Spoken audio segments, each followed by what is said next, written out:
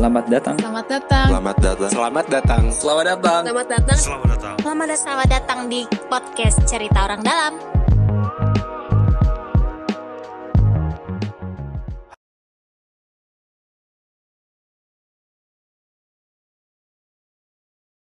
Udah ada gak sih contoh yang tadi gedung yang udah mall yang udah nyediain parkiran sepeda sama shower? Jadi sebenarnya kalau dari teman-teman Bike to Work mungkin mereka lebih tahu, tapi emang kita lihat juga jarang sih, karena mereka juga masih jadi salah satu concernnya teman-teman yang Bike to Work terutama ya, karena mereka kan jarak jauh gitu.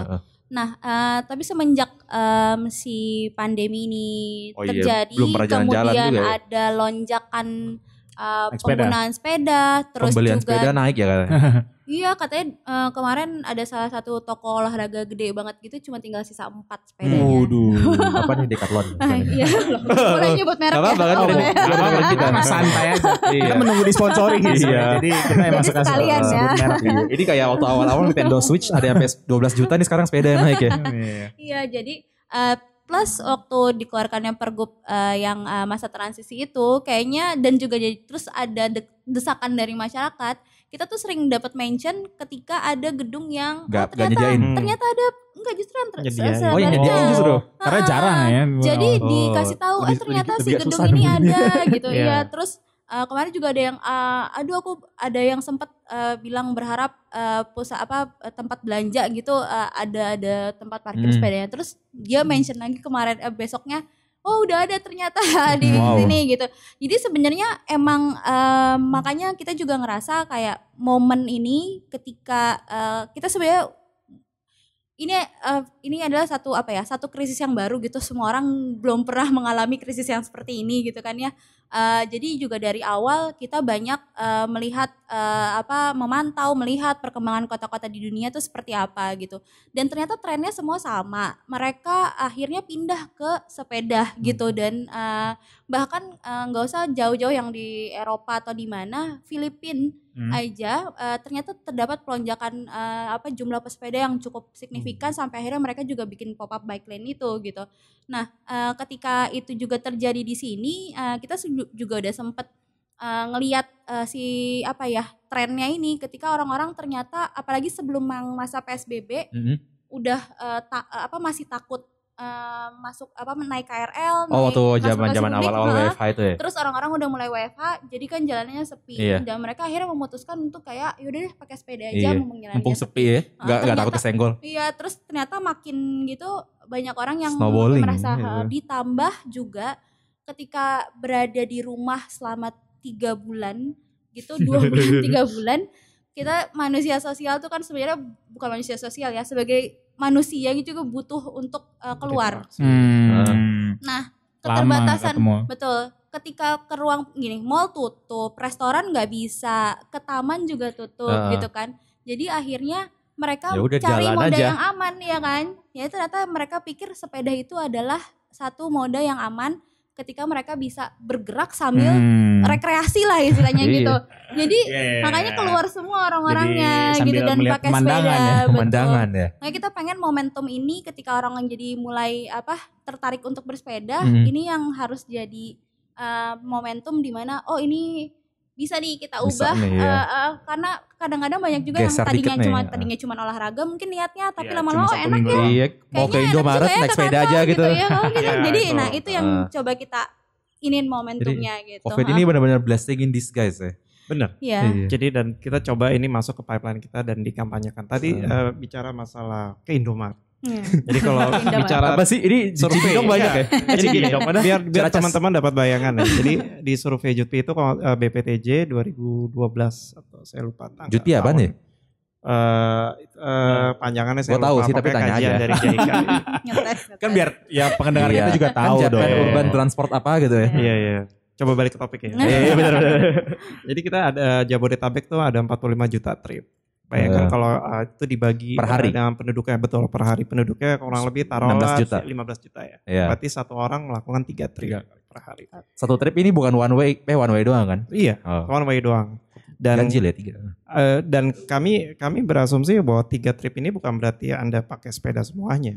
Itu opsi tadi kan, kembali ke opsi. Tapi yang mau kita encourage adalah untuk yang short perjalanan yang pendek. Perjalanan dari 3 trip ini mungkin 1 tripnya Anda naik sepeda gitu. Kayak dari parkiran Irti ke Balai Kota gitu.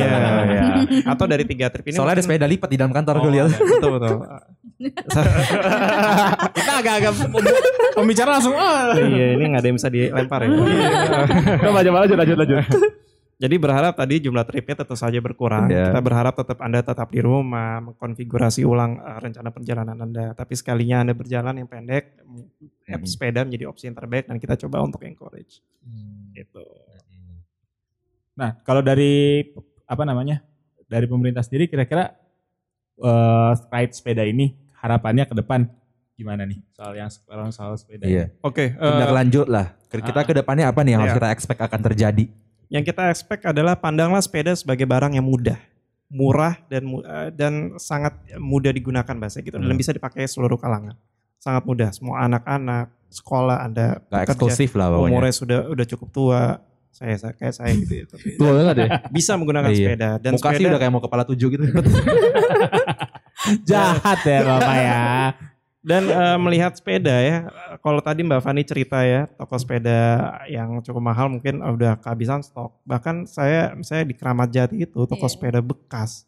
Itu dia harus menutup setengah pintunya karena orang berjubel antri.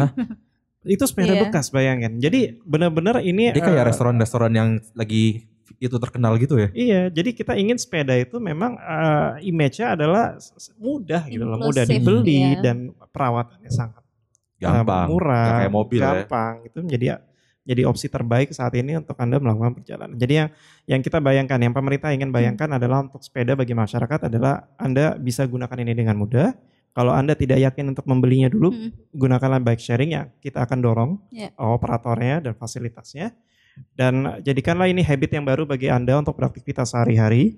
Kalau memang tidak perlu dipaksakan untuk kilometer yang cukup jauh, mungkin Anda bisa dengan bike sharing bisa transit dulu dengan angkutan umum. Dan tugas pemerintah adalah menjamin angkutan umum kita seminimal mungkin terjadi penyebaran virus. Jadi itu tugas pemerintah untuk menjamin operatornya bisa melaksanakan itu. Jadi itu sih harapan bagi kami dan tentu saja ini bisa didukung oleh seluruh stakeholder. Dukungan penuh dari seluruh, termasuk mitra kita Dewan.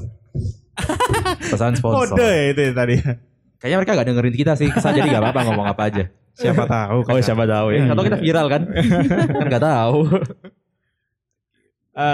Lanjut nih, tadi ngomongin dukungan dari mitra. Nah, kan tadi TDP dari tahun berapa? 99 ya. Persis habis krisis ya masuknya. Jadi habis 99. Nah, sebenarnya hubungannya dengan Pemprov DKI ini sejauh ini gimana sih dari tahun? Udah dari kapan? Dari apa aja nih yang udah dibuat? Apa aja yang udah dibuat? Atau mulai deket ini kapan? Itu Mas Firza lebih apal.